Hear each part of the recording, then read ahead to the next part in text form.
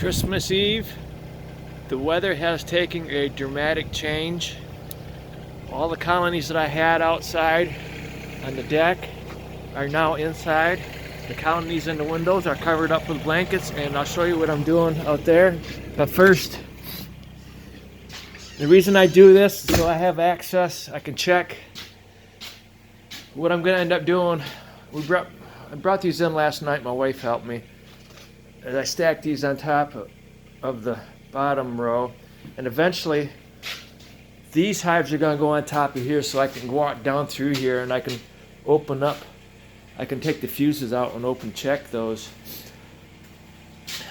End of January, early February, depends on the weather, I'm going to be putting in pollen patty.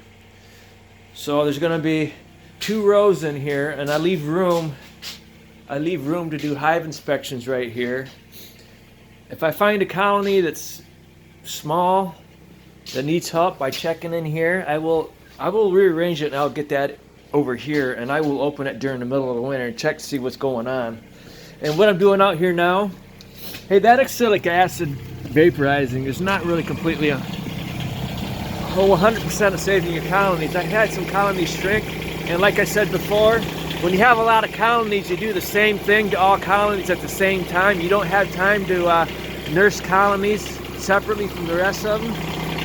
You take care of small colonies like you would if you only had a few colonies. So what I'm doing now is I'm filling in these gaps, the upper ones down to the lower, and I'm still going to have a few that are up on top, but eventually as colonies get smaller, I'm going to have just one row down here. And what I'm doing, as I move them, I'm picking them up. And this one right here, very, very light. I'm worried about this one. I've already opened up the top and looked. Right now, the bees are up here, and I don't want them flying out. So if I have to, I will bring them inside in a few days and give them some more honey.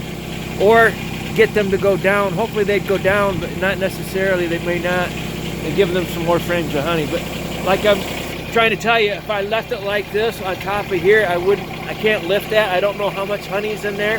So what I'm doing now is I'm going through and I'm checking them, and then putting up this insulation board in between them. Then I'll get these 2 on the bucket of the tractor. I'll pull the tractor back. I will slide these over, and I get an assessment of how much honey's in that.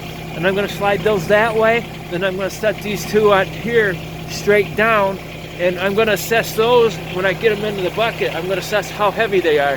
And right now they seem pretty heavy, but this one right here is light. And I'm making a note because I have so many colonies. I have to make a note because I'm not going to remember this 2 days from now, which ones. So I'm writing down which ones need to be checked. And this is the only way you can really save colonies. Mite treatments aren't, like I said, the oxalic acid vaporizing kills the Varroa mites on the bees, but it doesn't kill the Varroa mites in the cat brood. And when those come out, you have the issue again of Varroasis to your bees. But the year before I used formic acid, it did not kill any Varroa mites. It just killed 10% of my queens. So until I find something better, I don't know if I'm going to use oxalic acid pads or whatever. I'm watching to see what's going on. But in the meantime, I have to work really hard.